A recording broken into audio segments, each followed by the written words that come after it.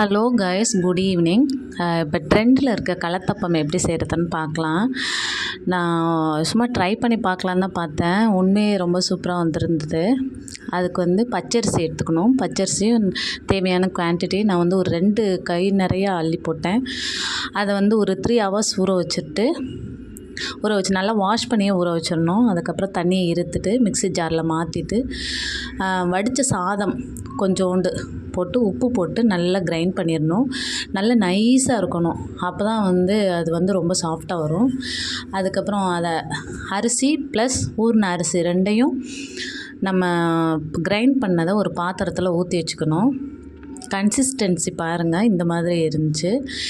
இதுக்கப்புறம் நம்ம என்ன பண்ண போகிறோன்னா, வெல்லம் இல்லைன்னா நாட்டு சக்கரை. என்கிட்ட நாட்டு சக்கரை இருந்ததுனால நான் அதை சும்மா கொஞ்சம் காட்டமில் தண்ணி ஊற்றி மெல்ட் பண்ணி அதில் ஊற்றணும். அதுக்கு எந்த பதமெலாம் தேவையில்லை. சும்மா நல்லா கரைஞ்ச உடனே அதில் ஊற்றி நல்லா அந்த மாவுலேயே நல்லா கலக்கணும்.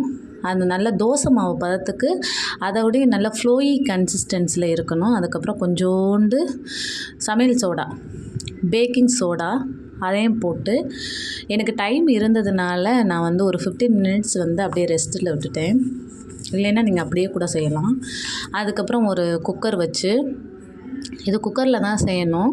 குக்கரில் வச்சு நெய் விட்டு தேங்காவை கொஞ்சம் பல்லாக கொஞ்சோண்டு ஒரு 1/4 மூடி தேங்காய் எடுத்து பல்லாக எடுத்து அதை நல்லா ரோஸ்ட் பண்ணிவிட்டு, நம்ம இந்த சர்க்கரை மாவெல்லாம் ஊற்றி கலக்கி வச்சுருக்கணும்ல, ஒரு தோசை மாவோட இன்னும் கொஞ்சம் வாட்டரியாக இருக்கிற மாதிரி, நல்லா தண்ணியாக இருக்கிற மாதிரி, எவ்வளோக்கு எவ்வளோ தண்ணியாக இருக்கோ அவ்வளோக்கு எவ்வளோ அந்த சாஃப்டாக இருக்கும்.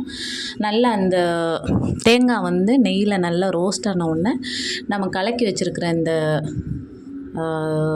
மாவை அதில் ஊற்றணும். குக்கரில் ஊற்றி குக்கர் மூடி போடணும். மூடியில் விசிலும் கேஸ் கட்டும் இருக்கக்கூடாது, உள்ளக்க பெல்ட்டும் இருக்கக்கூடாது.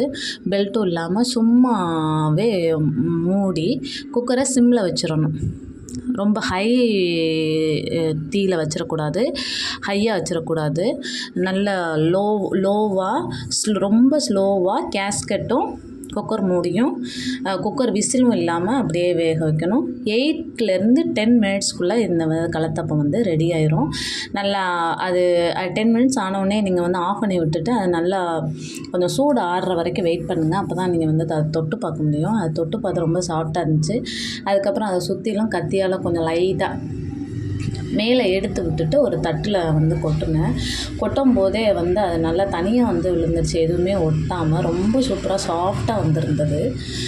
ட்ரை பண்ணுங்கள். இப்போ இது ட்ரெண்டில் வைரலாக இருக்கனால சும்மா நான் ட்ரை பண்ணி பார்த்தேன். ஈஸியாக வந்துச்சு.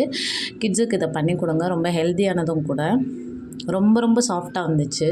இது ரைஸ் கேக்கு, கலத்தப்பம் நிறையா வெரைட்டியில் சொல்கிறாங்க. ட்ரை பண்ணுங்கள். Thank you guys. தேங்க்யூ.